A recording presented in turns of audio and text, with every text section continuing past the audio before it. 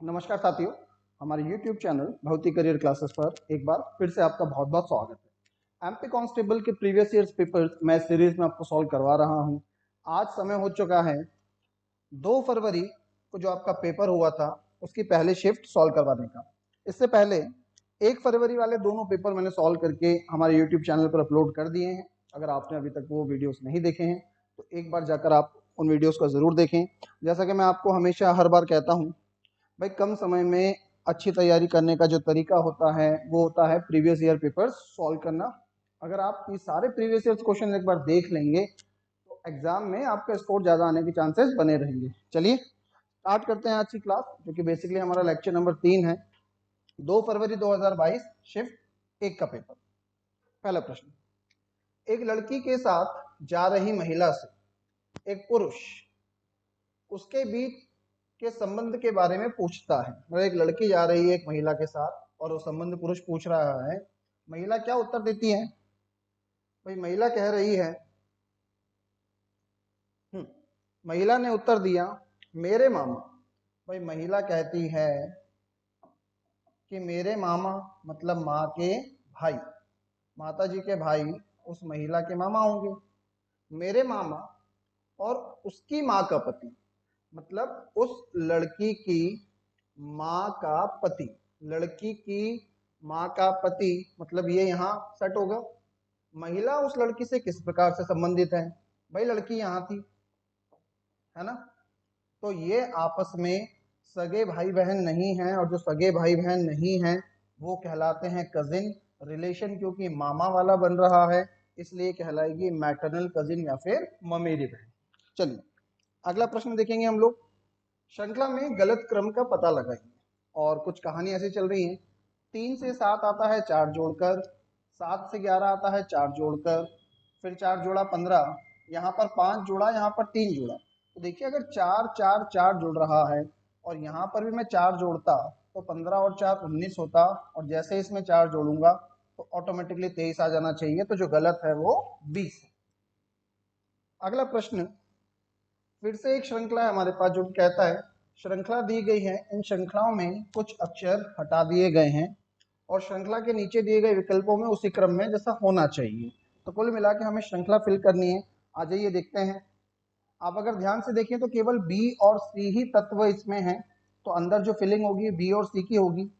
B C यहाँ पर है, अगर यहाँ पर एक बी और हो जाए मतलब कि ऑप्शन नंबर ए बी और डी में, तो क्या सीरीज बैठ सकती है? ये 2 बार बी 1 बार सी, 2 बार बी 1 बार सी, 1 बार सी 2 बार बी, 1 बार सी 2 बार बी, है ना, फिर 2 बार बी 1 बार सी। तो आंसर कुछ इस प्रकार से होना चाहिए, बी सी बी सी।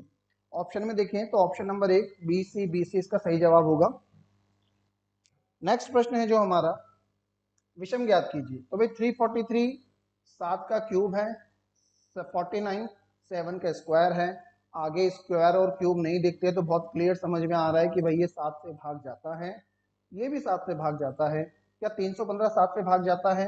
315 को 7 से डिवाइड करूंगा तो 7 चुक 28, 3 बचता है, 7 पंजे 35। जी हाँ, ये भी 7 से भाग जाता है। क्या 237 7 से भाग जाता है? 7 21, 2 बचता है, ये 7 से भाग नहीं जाता, इसलिए ये आपका विषम होगा। आंसर बनेगा ऑप्शन नंबर डी। नेक्स्ट प्रश्न, उस आरेख का चयन कीजिए जो तितली, संधिपाद और उड़ने वाले प्राणियों के बीच के संबंध को सबसे अच्छी तरह से दर्शाते हैं। तो यहाँ पर देखिए ये शब्द हो सकता है आपके लिए नया हो। भाई संधिपाद मतलब उस प्रकार के क्रिएचर्स को कहते हैं जिनकी बैकबोन नहीं होती और वो उड़ सकते हैं। ये 2 बातें अगर आप ध्यान रखेंगे तो आप इसको सॉल्व कर पाएंगे। जैसे कीट पतंगे जो हम लोग अभी बरसात के दिनों में देखते भी हैं, बाहर निकलते हैं, वो सभी संधिपाद की श्रेणी में आते हैं, है ना। तो भाई तितली जो है वो एक प्रकार का संधिपाद है, तो तितली और संधिपाद में ये रिलेशन होना चाहिए। और उड़ने वाले प्राणी जो होते हैं वो भी संधिपाद होते हैं, सॉरी, या फिर ये कह लो तितली जो है वो उड़ने वाली प्राणी भी है, तो तितली संधिपाद के अंदर भी जाएगी, तितली उड़ने वाले प्राणियों के अंदर भी जाएगी। इसलिए इसका जो सही आंसर होगा वो होगा ऑप्शन नंबर 4, क्योंकि देखिए ये बन जाएगी तितली, इसको मैं संधिपाद कह लूं और इसको कह लूं मैं उड़ने वाली प्राणी। ऑप्शन नंबर 4 इसका सही जवाब। अगला प्रश्न देखते हैं, अक्षर युग्म का चयन कीजिए जिसका संबंध प्रश्न में दिए गए समान संबंध से है। तो भाई पुरातत्वविद जो होता है वो पुरातनता की खोज करता है, इसी प्रकार से इचियोलॉजिस्ट जो होता है वो मरीन लाइफ के बारे में अध्ययन करता है। ये सही लग रहा है। डॉक्टर मेडिसिन बेसिकली देता है, टीचर एजुकेशन देता है, मिनिस्टर थियोलॉजी, मंत्री धर्मशास्त्र, कोई भी क्लोज नहीं जाता। सही आंसर बनेगा आपका इचियोलॉजिस्ट और समुद्री जीवन, उनकी स्टडी करने वाला। अगला प्रश्न है हमारे पास, अच्छा शानदार प्रश्न। एक संयुक्त परिवार में पिता है, माता है, 3 विवाहित पुत्र हैं। तो भाई पिता एक हो गए, है ना, और माता हो गई, ठीक है। आगे देखते हैं, 3 विवाहित पुत्र हैं, इनके 3 पुत्र हैं और तीनों की तीनों विवाहित, ठीक है। और क्या बोलता है, एक अविवाहित पुत्री है, मतलब इन 3 पुत्रों की एक बहन है जो अविवाहित है, तथा 2 पुत्रों में से प्रत्येक के 2 पुत्रियां हैं। तो भाई अगर 1 2 3 ये पुत्र होंगे तो इसकी भी 2 पुत्रियां होंगी और इसकी भी 2 पुत्रियां होंगी, तथा एक पुत्र के एक पुत्र है। तो तीसरा जो पुत्र है हम लोग मान लेते हैं उसका केवल एक पुत्र है। मैं माइनस साइन जो लगा रहा हूँ बेसिकली फीमेल को डिनोट करेगा और प्लस मेल को। परिवार में कितनी महिला सदस्य, परिवार में महिला सदस्य की संख्या ज्ञात करनी है, चलिए कर लेंगे। एक माता जी होगी, 3 विवाहित स्त्रियां, ये होगी 3 और 1 4, 5 6 7 8 और एक ये जो पुत्री थी, कुल 9 होंगे, मतलब ऑप्शन नंबर डी आपका सही जवाब होगा। अगला प्रश्न देखते हैं, शानदार बेहतरीन प्रश्न। विनीत और अमित एक दूसरे की ओर चल रहे हैं। जब वे एक दूसरे से 2 किलोमीटर की दूरी पर थे तो वे अपनी संबंधित दाईं ओर मुड़ गए। मान लीजिए यहां से विनीत चलता आया और यहां से अमित चलता आया। चलते चलते जब इनके बीच 2 किलोमीटर की दूरी थी, थोड़ा छोटा बना लेते हैं, 2 किलोमीटर की दूरी थी, तब दोनों अपने दाईं ओर मुड़ गए। तो भाई जो इधर से आ रहा था उसका दायां नीचे जाएगा, जो इधर से आ रहा था उसका दायां ऊपर जाएगा, और प्रत्येक ने 4 किलोमीटर की दूरी तय करी। मतलब अब ये 4 किलोमीटर गया और ये भी 4 किलोमीटर गया, ठीक है। फिर वे अपनी बाईं ओर मुड़ते हैं। ये बाईं ओर मुड़ेगा तो इस तरफ जाएगा, ये नीचे की तरफ जा रहा है, बाईं ओर मुड़ेगा तो उस तरफ जाएगा। और क्या बोलता है, पुनः 4 किलोमीटर की दूरी तय करी। ये लेफ्ट टर्न लेकर 4 किलोमीटर जाएगा तो देखिए 2 तो इसके नीचे पहुंच जाएगा और 2 में थोड़ा और आगे चला जाएगा। ये 2 में यहाँ पहुंच जाएगा और 2 में थोड़ा और आगे चला जाएगा। उनके बीच की दूरी ज्ञात कीजिए। मतलब बेसिकली अब आपको ये दूरी ज्ञात करनी है। ये दूरी ज्ञात करनी है तो आपको समकोण त्रिभुज बनाना होगा, जो कि कुछ इस प्रकार से बनेगा, है ना। ये वाली लंबाई हम लोग निकाल लेंगे। ये कैसे निकालेंगे इस लंबाई को, ये यहाँ से चला था यहाँ तक, है ना, मतलब कि ये यहाँ से यहाँ तक आया और साथ में ये दूरी भी है। वापस ध्यान दीजिएगा बेटा, 4 किलोमीटर इधर लिख देता हूँ, 4 किलोमीटर ये भी चला था। और अच्छा 4 के बाद एक बार देख लेता हूँ, मैं लाइन मिस कर रहा हूँ। दाईं ओर मुड़े और प्रत्येक ने 4 किलोमीटर की दूरी करी, फिर बाईं ओर मुड़े और 4 किलोमीटर, ठीक है। हर बार 4 4 चल रहे हैं। तो यहाँ से जब ये यहाँ आया होगा तो ये 2 रहा होगा, उसके बाद 2 और आगे गया तो 2 और 2 4 टोटल हो गया। ये यहाँ से जब यहाँ आया होगा तो 2 किलोमीटर ये रहा होगा, उसके आगे और 2 किलोमीटर चला। मतलब अगर ये 2 है तो नीचे वाला ये हिस्सा भी 2। तो मैं कहूँगा नीचे वाली लाइन जो पूरी है वो 6 बन जाएगी। और यहाँ से यहाँ तक की दूरी की बात करूँ तो 4 ये है, 4 ये है, 4 और 4 8। तो भाई हमारा त्रिभुज बन गया जिसमें ये 8 है, ये 6 है। मैं पाइथागोरस लगाऊंगा तो ये दूरी मेरे पास 10 निकलेगी, जो कि ऑप्शन नंबर सी में मुझे दिखती है। अगला प्रश्न, उत्तर आकृति प्रश्न आकृति में पैटर्न को पूरा करती है। भाई पैटर्न पूरा करवा देते हैं। इस तरफ से गायब है तो देखिए कैसे मुड़ती हुई जा रही है आकृति, इस तरह से सर्पिलाकार है, तो ये भी जो इधर से आएगी ऐसे जानी चाहिए। अब ऐसे जानी चाहिए, है ना, मतलब नीचे से इस तरह का फिगर मुझे मिलना चाहिए, केवल ये वाला। तो इसमें भी है ना, केवल ये दिख रहा है मुझे, क्योंकि इसका जो मोड़ है देखिएगा वो इस तरफ है। यहाँ पे जो गया था वो ऊपर से ऐसा था, नीचे अपोजिट था। तो ऐसे ही जब ये ऊपर से ऐसा आया तो नीचे अपोजिट जाना चाहिए। तो अपोजिट मुझे ये दिख रहा है और तो कोई मुझे अपोजिट दिख नहीं रहा, तो यही मेरा आंसर होगा। एकदम सीधा आंसर है। मैच भी करा लेते हैं। इसके ऊपर की जो लाइन है पहले वाले खांचे में देखिएगा वो ऐसे गई और इसके आगे वापस अपोजिट गई, तो ठीक इसी प्रकार से नीचे वाली लाइन मतलब ये लाइन अगर ऐसे जा रही है तो इसके बाद ऐसे जाएगी, और इसमें भी इसका जो शेप है वो ऐसा ही दिख रहा है। ऑप्शन नंबर 2 हमारा सही जवाब होगा।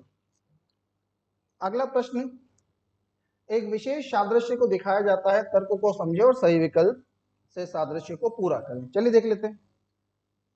इस ट्राइंगल से, ट्राइंगल ये बन गया, ट्राइंगल के अंदर की जो लाइनें थी, इस ट्राइंगल के अंदर की जो लाइनें थी कुछ इस प्रकार की, वो अंदर गायब हैं, है ना। ट्राइंगल की वो तीनों लाइनें बाहर आ गई हैं। साथ ही साथ और क्या दिखता है, यहाँ पर ट्राइंगल बाहर था तो नीचे वाले फिगर को उसने बाहर से कवर कर लिया। तो ठीक इसी प्रकार से यहाँ पर हमारे पास सर्कल है, वो इस स्क्वायर को, इस वर्ग को कवर करेगा। सर्कल बाहर चाहिए, स्क्वायर अंदर चाहिए। यहाँ पर सर्कल अंदर है, यहाँ पर सर्कल अंदर है, यहाँ पर स्क्वायर अंदर है और यहाँ पर भी सर्कल अंदर है, जबकि हमें सर्कल कहाँ चाहिए, बाहर चाहिए। तो यही हमारा आंसर होगा। एक चीज और, सर्कल के अंदर की जो लाइनें थी वो अंदर ना होकर कहाँ होनी चाहिए, बाहर होनी चाहिए। तो भाई बाहर हमारी यहाँ है, इसलिए ऑप्शन नंबर 3 हमारा सही जवाब। अगले प्रश्न पर बढ़ते हैं। उन वर्गों की पहचान कीजिए जो दिए गए आरेख के बीच संबंध का सबसे अच्छा प्रतिनिधित्व करते हैं। चलिए देख लेते हैं। Stationery, paper, ink. भाई पेपर और इंक दोनों स्टेशनरी हैं, तो इसका डायग्राम ऐसा बनना चाहिए, क्योंकि पेपर और इंक आपस में कोई लेना देना नहीं है। तेल, बाती, दीपक। भाई तेल और बाती दोनों दीपक का हिस्सा होते हैं, तो यहाँ पे तो ऐसा कुछ बनने वाला है नहीं, क्योंकि तेल और बाती में कोई डायरेक्ट रिलेशन नहीं है। कुत्ते, पेट एनिमल, कुत्ता, पालतू जानवर और जानवर, ये सही है। भाई कुछ कुत्ते पालतू जानवर होते हैं, और कुत्ते हो या पालतू जानवर हो, सारे के सारे जानवर की श्रेणी में ही आते हैं, इसलिए ऑप्शन नंबर सी आपका सही आंसर होगा। आगे बढ़ते हैं अगले प्रश्न की तरफ। हाँ जी, प्रश्न है, उस विकल्प का चयन कीजिए जो तीसरे शब्द से उसी प्रकार से संबंधित है जैसा दूसरा युग्म पहले युग्म से संबंधित। आगरा का जो संबंध सिकंदर लोधी से है, वही संबंध बेटा अंबाला का जो है वो है आपका अंबा राजपूत राजा से। ये बेसिकली जनरल स्टडीज का प्रश्न है, अगर आपने कभी पढ़ा होगा तो ही सॉल्व कर पाएंगे। यहाँ पर बेहतरीन शानदार प्रश्न था। 16 से आया 68, तो बताइए 28 से कैसे आएगा। तो बेटा 16 से 68 आने का तरीका था, 16 में 4 का मल्टीप्लाई कीजिए, 16 को 4 से डिवाइड कीजिए, तो 16 चौक 64, 16 को 4 से डिवाइड करेंगे 4, और अंत में इनको जोड़कर आता है 68। सेम कहानी यहाँ पर आपको करनी है। एक बार 28 का 4 में गुणा करेंगे और एक बार 28 को 4 से डिवाइड करेंगे। 4 8 32, 4 दूनी 8 और 3 11, 112 बनेगा। 28 को 4 से डिवाइड करेंगे 7 बनेगा, जोड़ेंगे तो ये बन जाएगा 119, मतलब ऑप्शन नंबर ए। नेक्स्ट प्रश्न की तरफ बढ़ते हैं हमारे।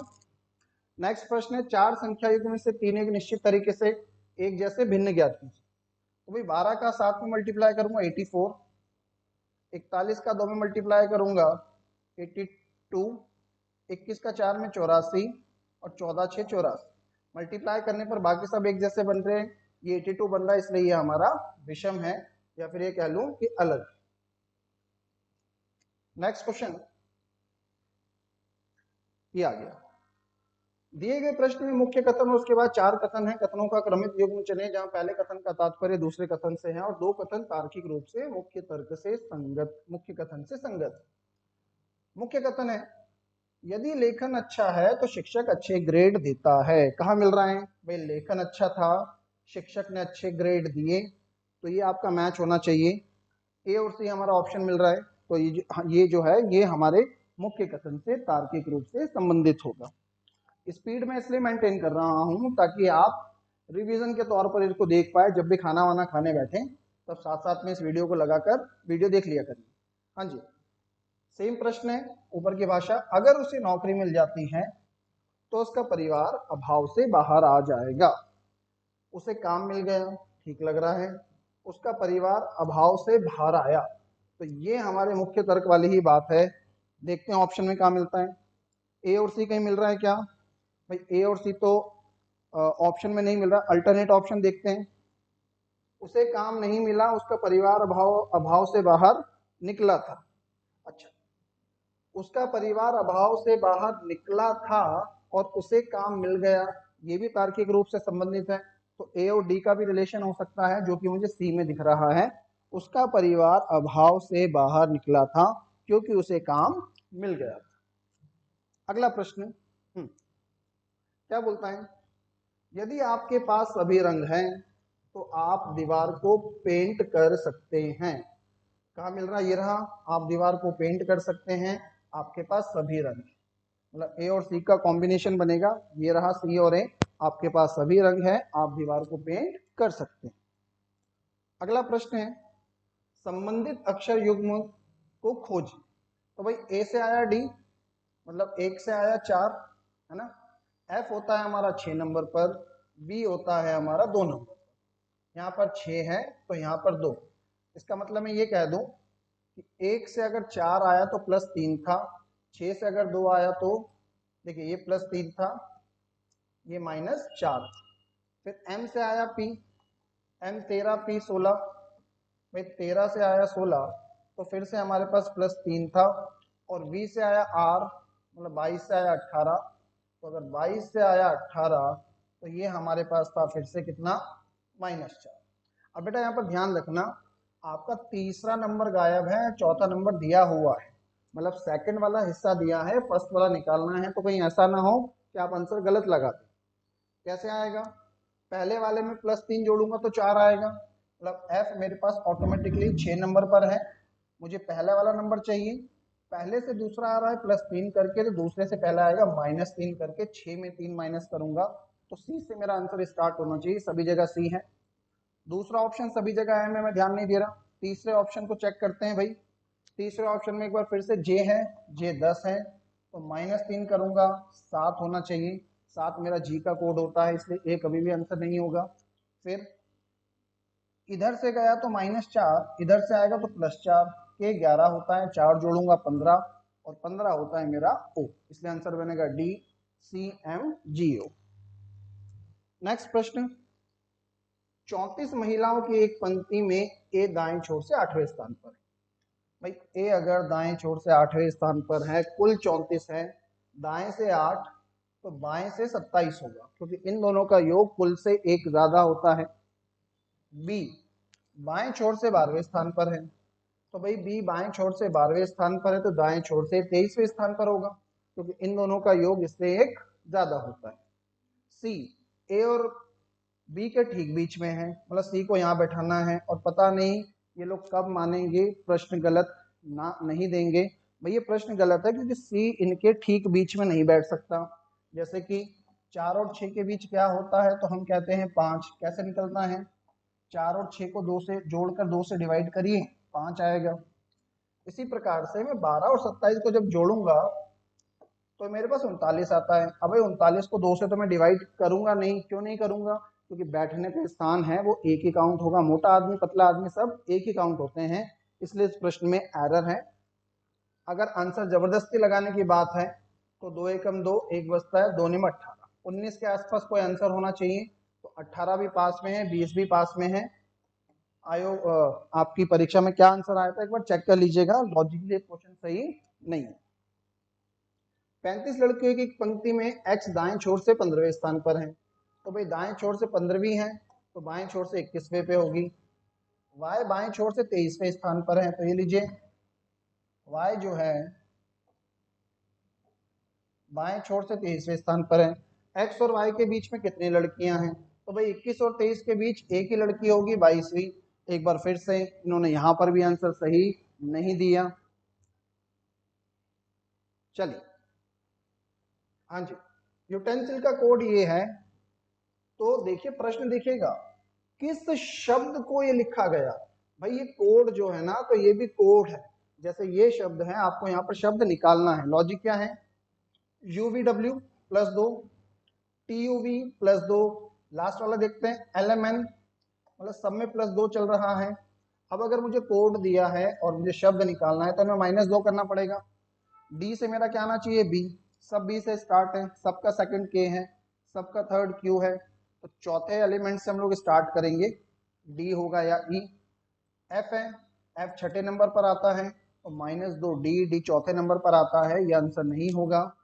और इसके बाद अगर x की बात करूं तो x से 2 पहले x 24 होता है, 22 होना चाहिए, 22 हमारा v होता है, तो हमारा आंसर बनेगा ये वाला ऑप्शन नंबर डी। आसान आसान से प्रश्न थे। चलिए, अलग अलग पासों की स्थिति दी गई है, 3 डॉट वाले फलक के विपरीत फलक पर डॉट्स की संख्या ज्ञात कीजिए। देखिए 2 4 3, 2 4 6 आंसर आ गया। भाई पहले और दूसरे डायस में 2 और 4 कॉमन है, इधर बचा 3, इधर बचा 6, तो ये आमने सामने होंगे, आंसर बन जाएगा ऑप्शन नंबर ए। नेक्स्ट, खुले घन के आधार पर कौन सी उत्तर आकृति बनाई जा सकती है। भाई इसको बंद करके एक आकृति बनानी है, देख लेते हैं। 100 95 98, भाई 100 95 98 ये नहीं बनेगा, क्योंकि 100 और 98 आमने सामने होंगे, मतलब अपोजिट होंगे, तो साथ में कभी नहीं आ सकते।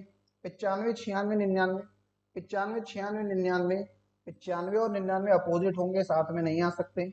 97 98 99, तो भाई 97 98 99 ये आपका आंसर हो सकता है। एक बार इसको भी चेक कर लें, 96 98 100, तो 96 98 और 100, 98 और 100 साथ में नहीं होंगे, इसका मतलब तीसरा ऑप्शन आपका पूरी तरह से सही। आगे बढ़ते हैं। गियर का कोड दिया है, रीच का कोड दिया है और चीयर का निकालना है। अगर आप ध्यान से देखें तो चीयर में उन्हीं अक्षरों का इस्तेमाल हुआ है जो गियर और रीच में है। एक बार देख लेते हैं। इसका सेकंड ई है, कोड सेकंड 2 है, इसका सेकंड ई है, कोड सेकंड 2 है। मतलब यहाँ से श्योरिटी है कि आपको डायरेक्ट कोडिंग करना है, कोई एक्स्ट्रा दिमाग नहीं लगाना। चीयर का कोड निकालना है, तो भाई यहाँ पर लास्ट सेकंड सी है, यहाँ पे लास्ट सेकंड 6, तो आपका जो आंसर है वो 6 से स्टार्ट होना चाहिए, ये गया। एच की अगर मैं बात करता हूँ तो एच यहाँ पे लास्ट में है, जिसका कोड 8 है, तो अभी जो 3 ऑप्शन बचे हैं उसमें 8 है। डबल ई का कोड निकालेंगे तो ई का कोड बनेगा 2, क्योंकि यहाँ पर ई दूसरे नंबर पर, ये भी दूसरे नंबर पर, तो बेटा मुझे 22 चाहिए, ये ऑप्शन भी गया। अब मेरे पास बी और डी बचे हैं, आखिरी आर बचता है, आर का कोड 4 होना चाहिए, ये आंसर नहीं होगा, सही जवाब बनेगा आपका ऑप्शन नंबर बी। अगले प्रश्न पर बढ़ते हैं, शानदार सिलोजिज्म का क्वेश्चन। कुछ साइकिल स्कूटर हैं, ये लीजिए, कुछ साइकिल स्कूटर हैं, सभी स्कूटर बाइक हैं, सभी स्कूटर बाइक हैं और सभी बाइक ऑटो है। कंक्लूजन है कुछ साइकिल ऑटो हैं, तो भाई साइकिल का कुछ हिस्सा ऑटो है, सही है। कुछ बाइक साइकिल है, बाइक का कुछ हिस्सा साइकिल है, सही है। इसका मतलब दोनों सही है। उत्तर हम लोग देखेंगे तो ऑप्शन नंबर बनेगा डी, दोनों कंक्लूजन 1 और 2 अनुसरण करते हैं। आगे बढ़ेंगे अगले प्रश्न की तरफ। वापस से हमें श्रृंखला पूरी करनी है, और अब की बार मैं देखूं इस श्रृंखला में तो ए भी है, बी भी है, डी भी है, सी भी। जब सारे आ जाते हैं और पहले पेयर में देखिए ए बी डी सी गायब है, तो यहाँ पे सी हो सकता है, फिर ए सी, यहाँ पे सी, ए सी बी डी, ये 4 का ग्रुप फिर बन जाएगा। ये क्या बन जाएगा, A B C D, D C B A, D B C A, तो आंसर होना चाहिए आपका C double B double A, C double B double A, option number B है हमारे पास। अगला प्रश्न ए बी, देखिए यहाँ पर केवल ए और बी ही है, तो क्या क्या बन सकता है, ए डबल बी, क्योंकि यहाँ पे मुझे दिख रहा है A double B, A double B, A double B, मतलब बी ए बी आपका आंसर होना चाहिए, जो कि ऑप्शन नंबर सी है। नेक्स्ट प्रश्न 64, 8 का स्क्वायर 125, 8 का स्क्वायर, या फिर देखिए बाकी सब मुझे क्यूब दिख रहे हैं ना, तो ये 4 का क्यूब, ये बेटा है 4 का क्यूब, 5 का क्यूब, 6 का क्यूब, 7 का क्यूब, तो अगला 8 का क्यूब होगा, मतलब 512 इसका आंसर होना चाहिए। अगला देखते हैं, गुफा को छेद, छेद को घोंसला, घोंसले को सुरंग कहा जाता है। सीधा प्रश्न पर आइए, ज्यादा सही रहेगा। एक पक्षी कहाँ रहता है, बेटा एक पक्षी रहता है घोंसले में, और घोंसले को कहा गया सुरंग, आंसर होगा आपका option number D. Next question, प्रश्न क्या है, हमारे बाल कौन काटता है। भाई बाल नाई काटता है, और नाई को क्या कह रहा है, डाकिया, तो डाकिया हमारा आंसर बनेगा, जो कि ऑप्शन नंबर बी है। इसी में नेक्स्ट प्रश्न, एक कतार में एक छोर से 9वें स्थान पर है। भाई कोई पर्सन है, व्यक्ति है, एक तरफ से 9वें स्थान पर है, दूसरे तरफ से 11वें स्थान पर है, कुल संख्या कितनी है, तो भाई कुल संख्या बन जाएगी 11 और 9 20, एक कम करूंगा 19, ऑप्शन नंबर बी। अगला, कौन सा शब्द बनाया जा सकता है? एडमिशन बनेगा क्या बेटा? ऊपर डी नहीं है, एडमिशन नहीं बनेगा। एल्गोरिदम बनेगा क्या? ALGORITHM, एल्गोरिदम बन गया। तो ऑप्शन नंबर बी आपका सही जवाब। चलिए, ये क्वेश्चन थे आपके 2 फरवरी की पहली शिफ्ट में। मैं उम्मीद करता हूँ वीडियोस आपको पसंद आ रहे होंगे। अगर आ रहे हैं तो बने रहिएगा हमारे यूट्यूब चैनल पर। आगे के वीडियोस लेकर मैं जल्दी आपके साथ जुड़ूंगा। Thank you so much.